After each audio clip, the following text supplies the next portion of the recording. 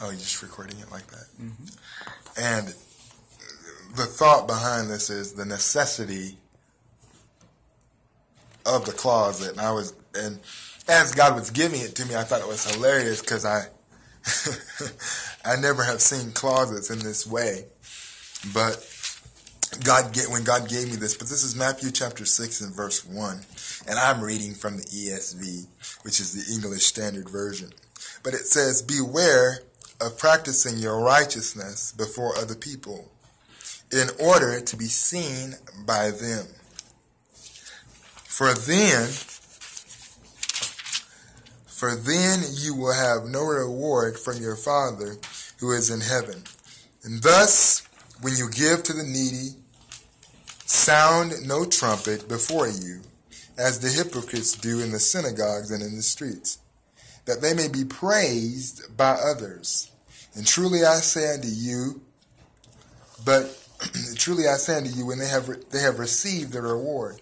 But when you give to the needy, do not let your left hand know what your right hand is doing, so that your giving may be done in secret, and your Father who sees in secret will reward you.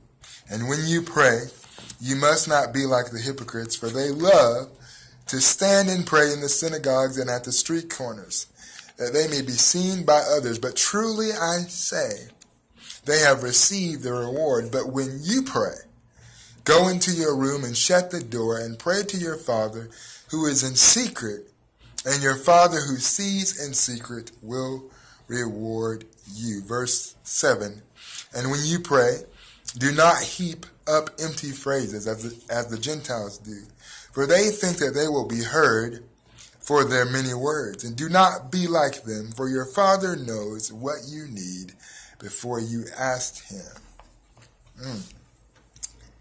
In my studies about this, I found out that in the King James Version, it's in my Bible, in the ESV, it says room, but in the King James Version, it says closet. It says, when you pray, go into your closet. And the Greek word for closet actually means inner chamber or inner room. And so Jesus was saying to them, when you pray, go into your inner room. Go into there was a place there back in the Bible days. The Jewish people, they had a place in their house that they had designated to go in and to pray and to meditate. And it was always big enough for them to get up and down and walk about and pray and meditate. But it was the understanding back then that the secret place was a place that God did the work that needed to be done on our spirits was done in the closet. And that God took out whatever it was that he needed to take out of us while we were in the closet. And that God put inside of us what he needed to put inside of us while we were in the closet. The closet space in our natural frame of mind, in the humanistic frame of mind, is the place that we go to get our clothes, the place that we go to look for our wardrobe. But in the spirit, the closet is that place where God takes you and he makes you and he molds you. And there's a necessity for that closet. You cannot be a successful Christian without the closet.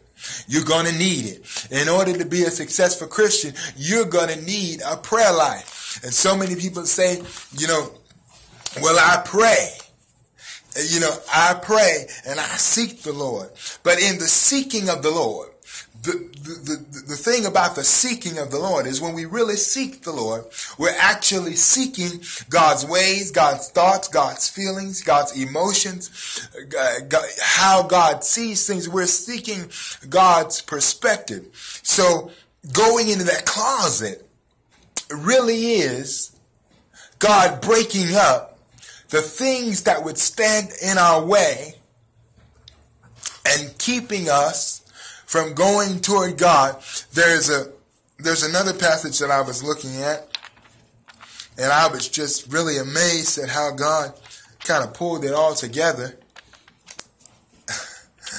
God is awesome like that.